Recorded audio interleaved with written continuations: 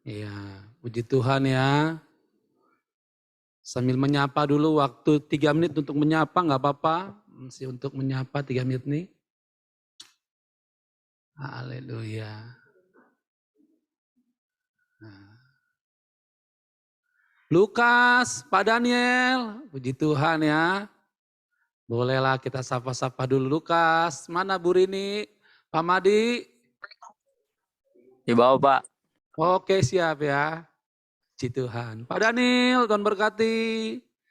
Ibu Putri, Christine, Niki, gimana Nik? Sehat Nik? Thank you ya Nik. Kirimannya ke gereja ya. Sehingga saya langsung sudah negatif nih sekarang nih. Puji Tuhan. Mawar, Nikolaus gimana? Happy birthday Nikolaus. Thank you Pak. Jangan lupa nanti tugas pelayanan. Ya Pak. Ya, puji Tuhan. Haleluya. Puji Tuhan. Kita sambil nunggu yang lain ya. Kokore. Wah, backgroundnya rumah udah itu. Bukan Kalimantan. Haleluya, haleluya, puji Tuhan. Niki mana Niki? Mana Ciani? Shalom. Udah kedengaran Ciani suaranya. Lembut bener kayak suara dari sorga. Ciani udah negatif. Luar biasa Ciani. Sama mas saya. Di Tuhan. Christine mana Christine suaranya? Ini ada waktu 1 menit lagi nih untuk menyapa nih. Christine. Bu Ania nih. Bu Ania gimana? Bapak mana Bapak? Bapak? Lagi ada tamu Pak. Oh ya puji Tuhan selalu ada tamu. Berarti rumahnya jadi berkat luar biasa. Haleluya. Ya 2 menit lagi ya masih ya. Sambil menyapa. Oh ada Pia juga. Halo Pia. Cuman L doang itu. Jangan-jangan L. Jangan sampai loyo L-nya langsung. Ya. Pia udah ada, Pak Daniel udah ada. Mawar mana Mawar? Belum lihat wajah Mawar nih. Mawar, Duho, Bang Putra, Emma, Lisna, Fitri. Ya satu keluarga ya. Ya, puji Tuhan. Baik saudaraku, kita akan mulai ibadah kita karena menyapa waktunya hanya 5 menit. Baik kita siapkan hati kita untuk beribadah bersama dengan Tuhan. Jangan takut saudaraku, Tuhanlah kekuatan kita. Selamat ulang tahun dulu untuk Niko, panjang umur, sehat selalu, diberkati Tuhan berlimpah-limpah. Haleluya, haleluya. Saudaraku. Mari kita angkat sebuah pujian yang mengatakan seperti rusa yang haus rindu akan Engkau ya Tuhan. Haleluya. Kami mau masuk lebih dalam Tuhan. Seperti rusa yang merindukan Engkau. Lebih dalam lagi Tuhan. Kami mau menyembah. Mari sama saya katakan. Seperti rusa yang haus. Rindu aliran sungaimu. Hati kami tak tahan menunggumu Tuhan. Hatiku tak tahan menunggumu. Bagai padang gersang menanti datang hujan.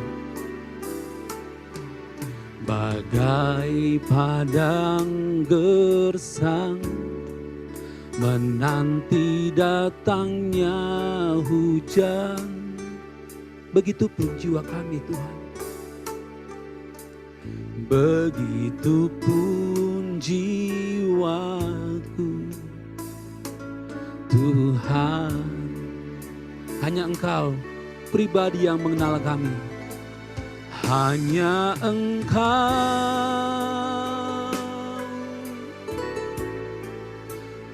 pribadi yang mengenal hatiku. Tiada yang tersembunyi bagimu.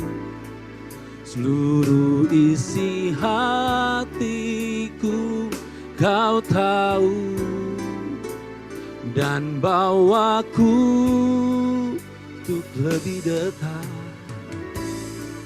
untuk lebih dekat lagi padamu.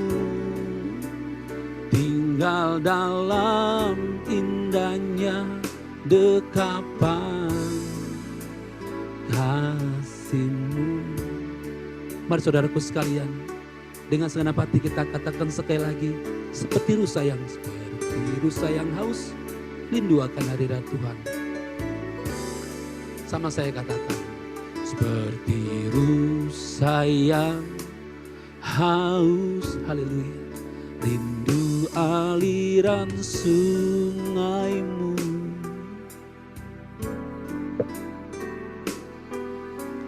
Hatiku tak tahan menunggu-Mu, bagai tanah gersang menanti datang Engkau ya Tuhan. Bagai padang gersang menanti datangnya hujan.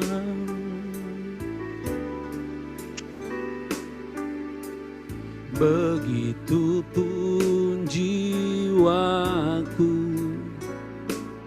Tuhan.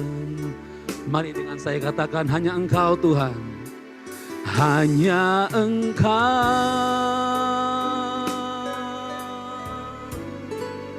pribadi yang mengenal hatiku.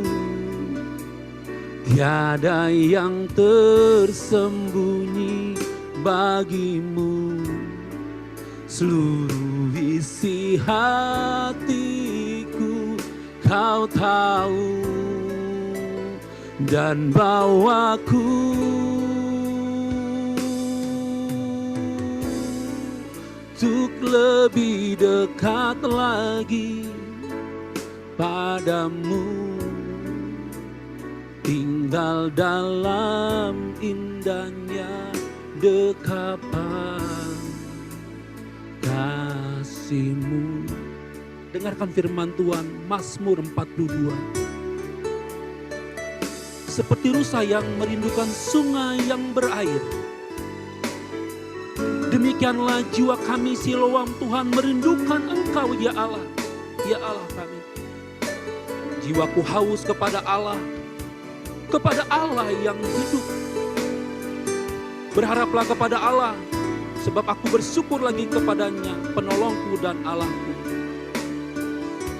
Sekali katakan, hanya Engkau, oh hanya Engkau, pribadi yang mengenal, pribadi yang mengenal hatiku. Tiada yang tersembunyi bagimu.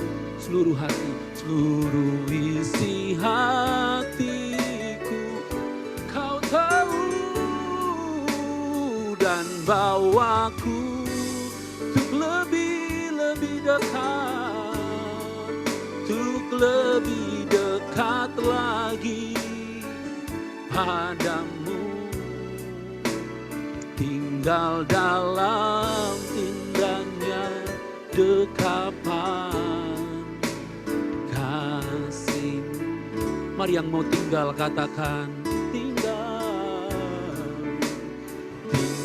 dalam indahnya dekapan kasih-Mu. Tinggal dalam indahnya dekapan-Mu, oh, tinggal dalam indahnya dekapan kasih-Mu. Haleluya, kami mau tinggal dalam-Mu Tuhan, kami mau tinggal dalam-Mu Selama ku hidup, ku mau tinggal dalam-Mu. Mari kita berdoa bersama-sama. Bapa, kami hari ini umat Siloam mengadakan ibadah doa. Seperti pujian ini Bapa, kami mau tinggal terus dalam hadirat-Mu. Sebab dalam hadirat-Mu ada ketenangan, ada damai, ada sukacita, ada kekuatan baru yang tidak diberikan oleh dunia yang gelap ini. Karena selagi kami dalam Engkau, kami selalu memiliki harapan.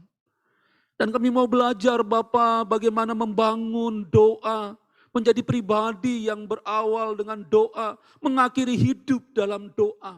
Karena kami tahu doa adalah bagian sejak dari purbakala sampai hari ini.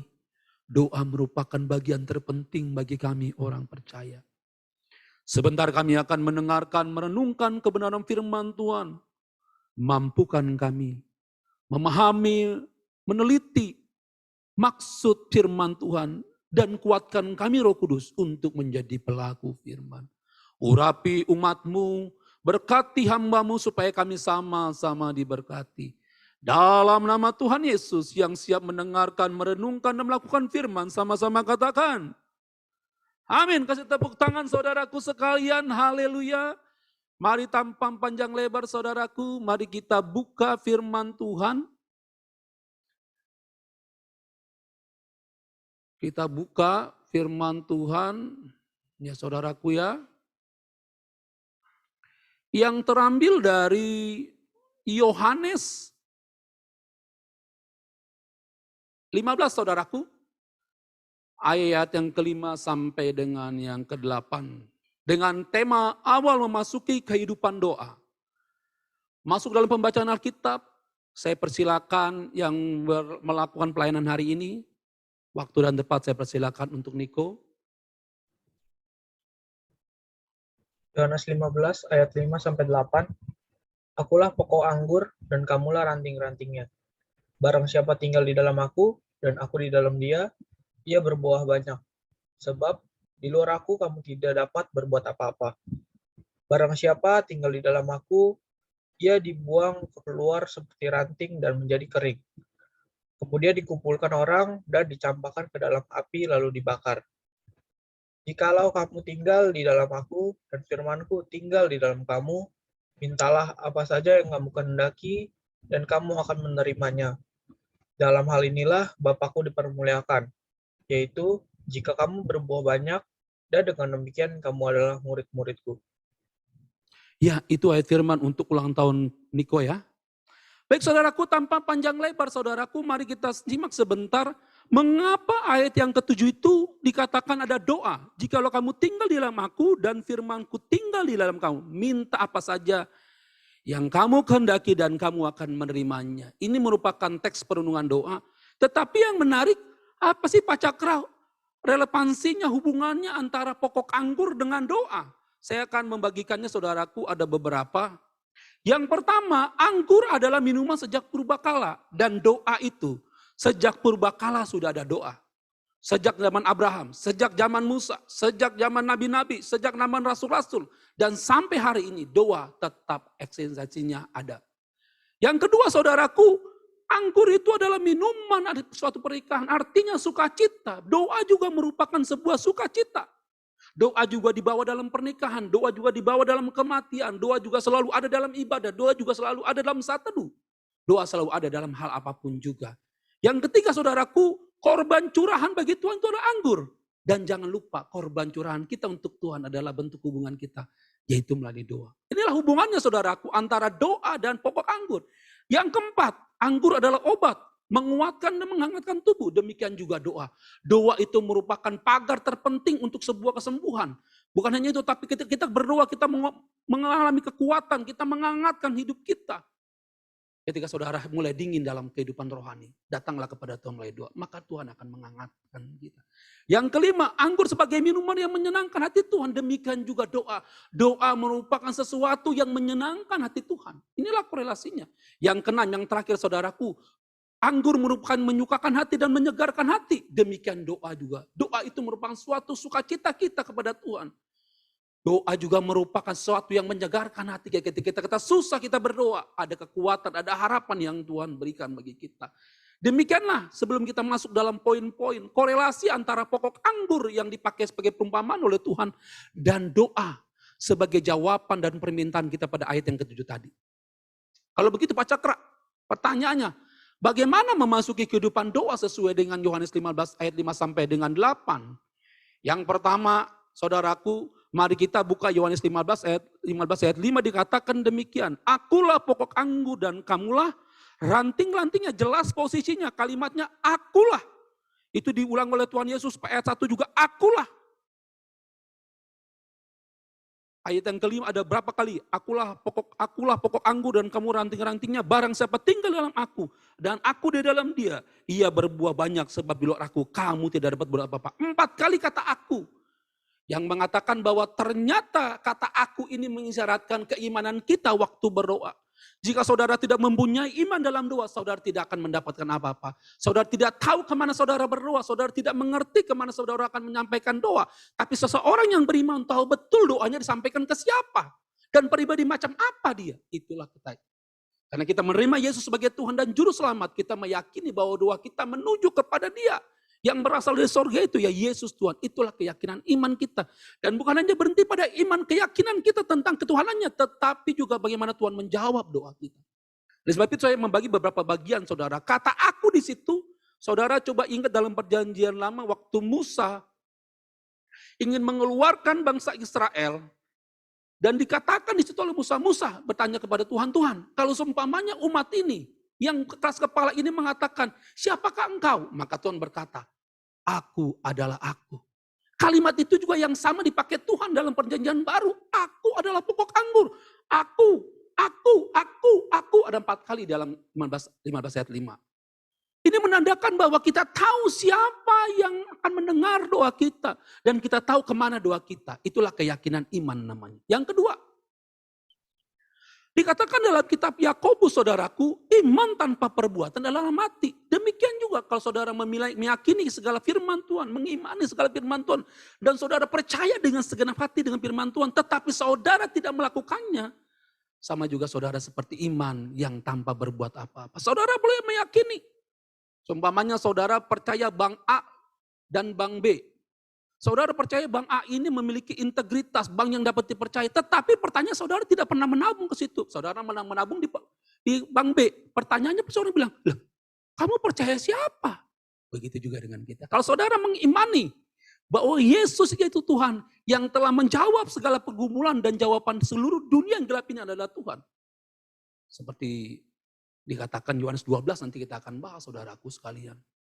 Dan yang berikutnya adalah kita mesti menyadari barang siapa yang ingin dan menerima Yesus sebagai Tuhan dan Juru Selamat, dia wajib hidup sama seperti Tuhan telah hidup. Seperti 1 Yohanes 2 ayat 6. Jadi kalau saudara meyakini Yesus telah bangkit dan dia sanggup menjawab doa kita, kenapa kita tidak meminta dan mengetuk pintu sehingga dia menjawab semua pergumulan kita. Seringkali kita, banyak orang percaya yang dalam keadaan terjepit akan berdoa. Tetapi ada juga orang keadaan terjepit tidak berdoa. Ada orang ketika dapat harta dia berdoa. Tetapi ada juga orang yang tidak ketika dia dapat harta banyak dia tidak berdoa. Kita punya karakteristik masing-masing keimanan kita. Saudara tinggal menilai siapakah kita, di manakah posisi kita. Saudaraku, itu pokok iman saudaraku. Yang kedua, Yohanes 15 yang bagaimana kita mengawali dengan doa saudaraku. Yohanes 15 ayat 6 dan 8 di sini saya akan bacakan untuk kita. Yohanes 15 ayat 6 dan 8. Poin yang kedua, bagaimana mengawali dalam doa. Barang siapa tidak tinggal di dalam aku, ia dibuang keluar seperti ranting dan menjadi kering. Kemudian dikumpulkan, dicampakkan ke dalam api lalu dibakar. Ayat yang ke-8. Dalam hal ini Bapakku dipermuliakan, yaitu jika kamu berbuah banyak. Dan demikian kamu adalah murid-muridku. Yang kedua saudaraku adalah kalau kita memakai kata ranting yang dibuang, kalau kita memakai kalimat yang 8 bahwa kita mesti berbuah banyak. Ciri khas seseorang yang mengalami doa, dia akan punya banyak kesaksian tentang doanya. Saya tidak tahu berapa banyak Tuhan jawab doa saudara. Mungkin saudara minta anak, saudara dijawab. Tapi itu perlu disaksikan. Saudara minta mobil, Tuhan menjawab. Saudara minta pekerjaan, Tuhan jawab. Saudara ingin naik kelas, Tuhan jawab. Saudara ingin dapat sekolah yang baik, Tuhan jawab. Saudara ingin bertemu dengan orang-orang baik, Tuhan jawab. Itulah sebuah buah dari sebuah ranting dan pohon tersebut.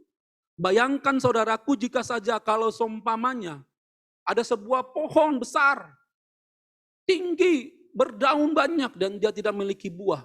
Kita pertanyakan, ini pohon baik atau tidak? Nah kita masuk saudaraku, kata berbuah saudaraku sekalian, ada banyak buah dalam kehidupan ini. Ada pohon anggur yang buahnya juga masam. Ada pohon anggur yang tidak baik. Jika saudara mengerti tentang, kebetulan saya suka tanam menanam, jika saudara tahu tentang pokok anggur bagaimana, saya punya anggur di atas, anggurnya yang hijau ya, saya beli, dia 100.000 satu pohon. Saudaraku, bagaimana merawatnya? Sekarang pohon anggur itu sudah naik ke atas. Putri, Ruben, ibu tahu sekali bagaimana saya merawat. Setiap hari saya harus menyiramnya, sebab dia hanya tumbuh di dalam ember. Kalau dia terlambat disiram, maka dia akan kering. Nah saya tahu bagian mana yang saya mau potong, bagian mana yang saya mau tuju, sehingga buah ini nanti ketika 9 bulan pohon anggur yang saya tanam ini akan berbuah. Dan kalau sampai 9 bulan nanti pohon anggur yang di atas itu tidak berbuah, ada masalah. Ada masalah dengan anggur ini. Oleh sebab itu, janganlah menjadi orang percaya yang menjadi cuka. Asam kelihatan hidup kita. Hidup kita selalu menjadi suatu sandungan orang lain. Hidup kita selalu menjadi kendala bagi orang lain. Oleh sebab itu, jika saudara ingin berdoa, awali dengan doa, dengan sikap bahwa kita akan menjadi berkat bagi banyak orang. Makanya berbuah artinya. Buah seperti apa yang kita mau dapat? Banyak orang yang buahnya tidak baik. Tetapi Tuhan merindukan setiap orang percaya, terutama Siloam, supaya mengalami buah-buah yang baik. Yang dapat dinikmati, sehingga anggurnya itu bisa menyembuhkan seperti Paulus katakan kepada Timotius, Pak Timotius minumlah anggur sedikit, supaya pencernaanmu baik. Supaya pernikahan tidak memalukan, sehingga anggur yang disediakan katanya anggur yang selalu baik. Ada orang menikah anggurnya selalu baru di awal, tetapi yang keduanya tidak baik. Tetapi Tuhan menyediakan anggur yang baik selalu bagi kita. Yang kedua saudaraku untuk berbuah, rajin dibersihkan oleh Tuhan. Saudara mesti siap dibersihkan oleh Tuhan. Mungkin apa? Kita semua punya kelemahan, termasuk Pak Pendeta. Jika kita menyadari kita punya kelemahan, disitulah kita menyadari bahwa kita mesti menerima orang lain dengan apa adanya. Maka saat kita bisa menerima orang lain dengan kekurangannya. Sebagai gembala sidang, saya tahu betul seluruh umat punya kekurangan. Mau yang kaya, mau yang tidak kaya. Punya kelebihan dan kekurangan. Saya dengan ibu menyadari betul. Oleh sebab itu, yang terpenting untuk kita adalah kita bisa menyadari kita punya kekurangan. Sehingga kita bisa melihat orang lain yang sedang berproses menuju kebenaran. Kalau suatu hari Tuhan kerat untuk kita. Dulu saudara yang merokok tidak merokok lagi. Dulu saudara minum-minum tidak minum-minum lagi. Dulu saudara yang main perempuan tidak main perempuan lagi. Dulu saudara yang cerewet tidak cerewet lagi. Dulu saudara tukang ambil uang tidak menjadi pencuri lagi. Semua terus Tuhan bersihkan. Saya mengalami semua saudaraku. Bagaimana saya diubahkan, ditarik semua. Tidak mengenakan sesuatu yang kita udah dapatkan dari dahulu. Tetapi ketika Tuhan kerat. Hidup kita semakin bersinar di hadapan orang lain.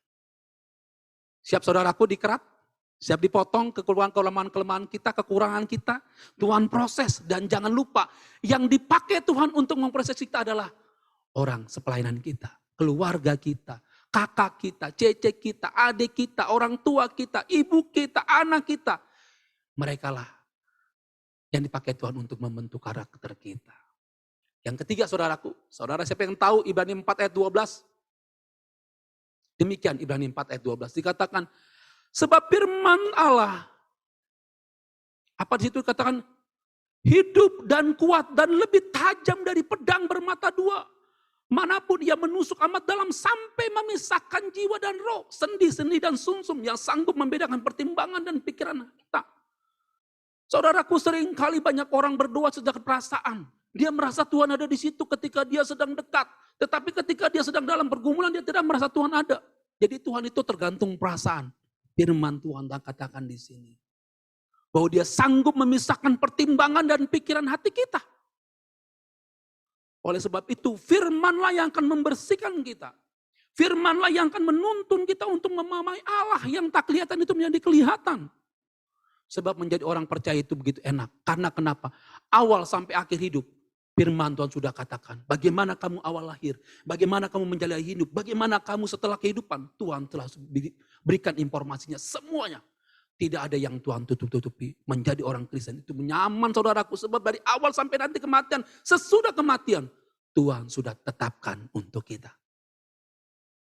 Sebab itu jika saudara hari ini sedang bingung untuk memilih jalan keluar dalam usaha, dalam bisnis, dalam studi, apapun juga. Bacalah firman Tuhan. Maka saudara akan menemukan kebenaran yang akan memerdekakan dan memberikan harapan kepada kita. Sebab rahasia di depan itu adalah kita. Tetapi bagi Tuhan tidak ada rahasia. Segala sesuatu Tuhan punya tahu dan maha tahu. Dan dia punya rancangan yang indah bagi kita. Sebab itu saudaraku, mengapa kita tidak berseru? Seperti firman Tuhan katakan yang ke-7. Mintalah apa saja, maka kamu akan mendapatkannya. Tetapi yang kita minta pasti tidak bertentangan dengan firman Tuhan. Dan pasti selaras dengan firman Tuhan. Yang terakhir saudaraku, yang ketiga. Yohanes 7 ayat 15, Yohanes 15 ayat 7, kita baca bersama-sama saudaraku, saudara boleh baca 1, 2, 3. Jikalau kamu tinggal di dalam aku dan firmanku tinggal di dalam kamu, minta apa saja yang kamu kehendaki dan kamu akan menerimanya. Wah, kalau ngomong ini enak banget ya. Minta apa saja dapat. Tapi saudara jangan lupa kalimat yang awal yang A. Jikalau firmanku tinggal di dalam kamu, gitu ya.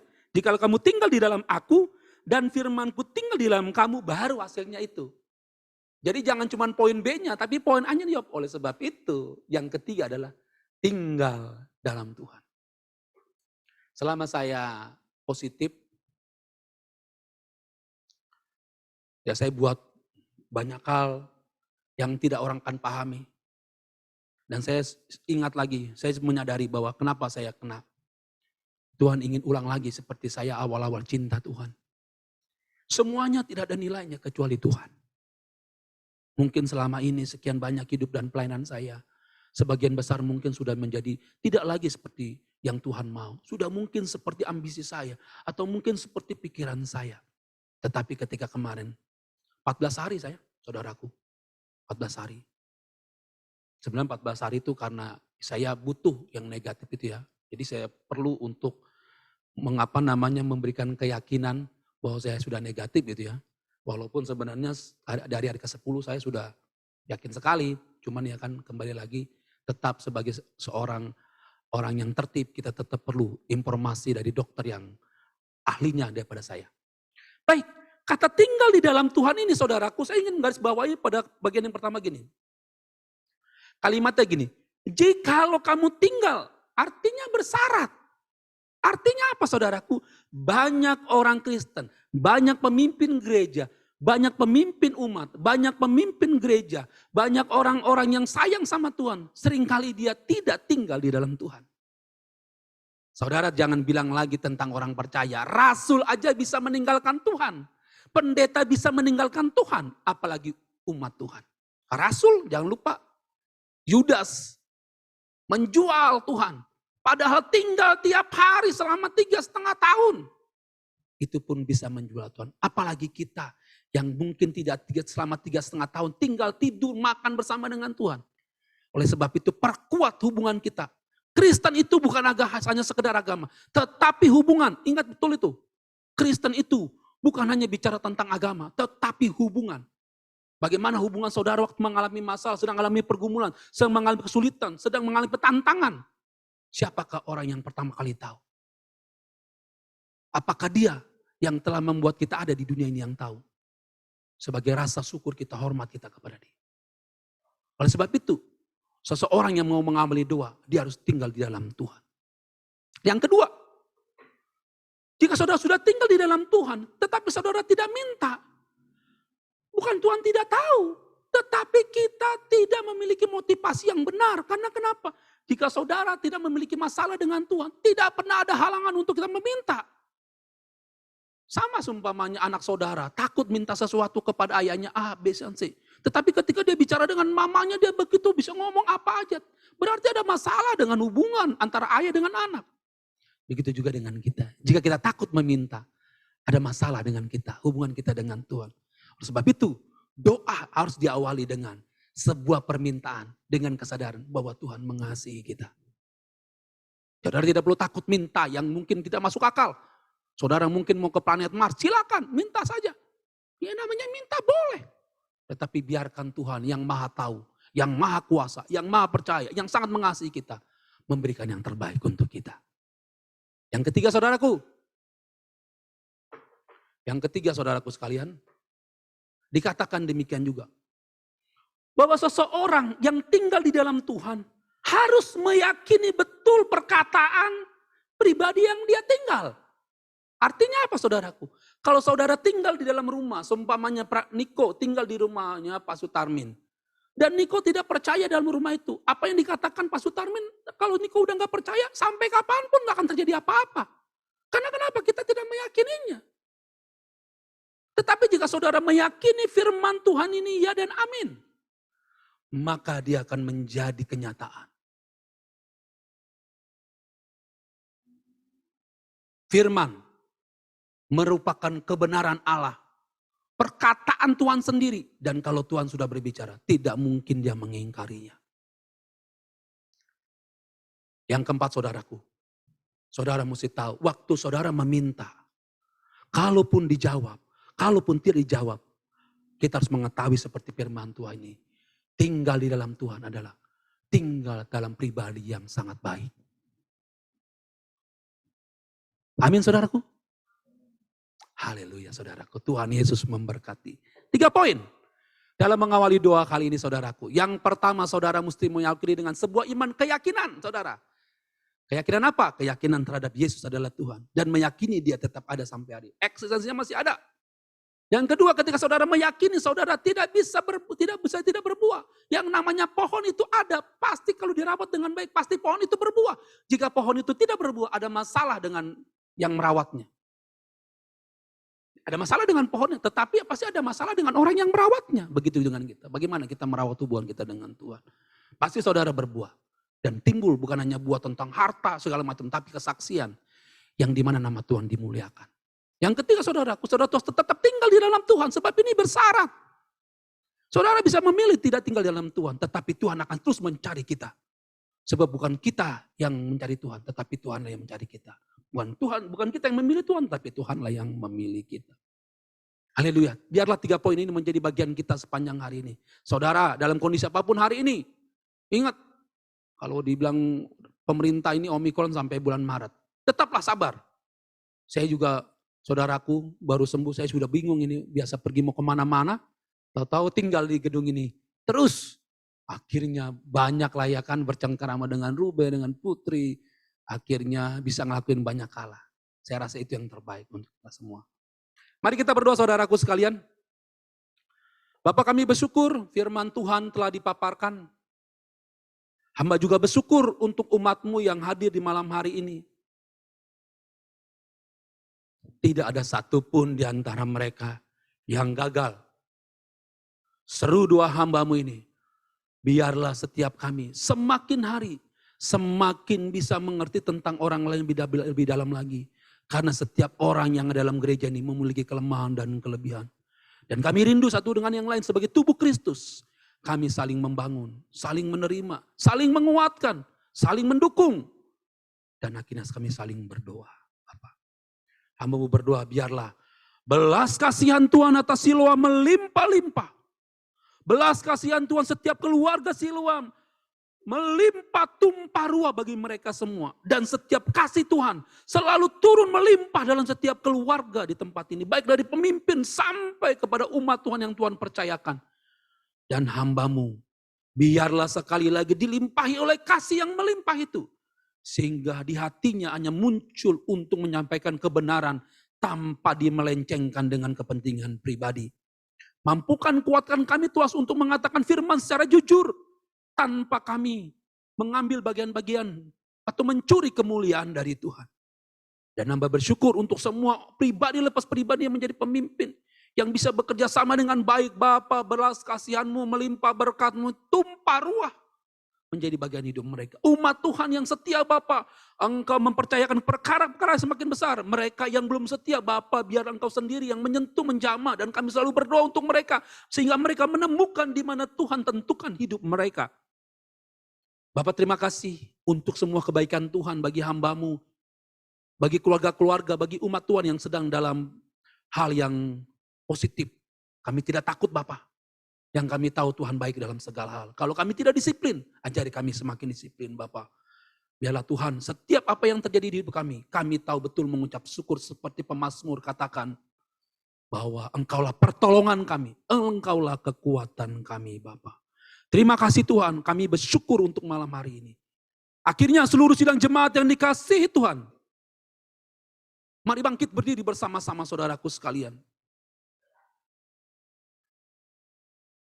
Angkatlah kedua belah tanganmu. Dan percaya Tuhan ada di tengah-tengahmu semua. Dan terimalah berkat berlimpah dari Allah Tritunggal. Kasih dari Allah Bapa. Keselamatan, pertolongan, kekuatan dari Tuhan Yesus. Perlindungan dari Roh Kudus. Penyertaannya yang tak pernah habis. Merupakan bagianmu. 3 pribadi yang supranatural, yang kekuatannya luar biasa, akan menjagai, melingkupi, memberikan kekuatan dan menolong engkau semua. Terimalah berkat-berkat yang melimpah dari surga ini. Sebab yang diberikan oleh pribadi yang berlimpah itu adalah pribadi yang menciptakan langit dan bumi. Dalam nama Tuhan Yesus, janganlah lupa juga saudara untuk menjadi berkat dalam hidupmu sehari-hari, dalam keluargamu, dalam bisnismu, dalam studimu, dalam lingkunganmu. Dan sukacitalah dalam semua hal ini. Dalam nama Tuhan Yesus yang diberkati Tuhan, sama-sama katakan. Amin. Kasih tepuk tangan saudara untuk Tuhan kita. Haleluya saudaraku sekalian. Saudara boleh buka kamera. Kita akan screenshot oleh Ruben. Saudara boleh senyum. Ya saudaraku siap-siap.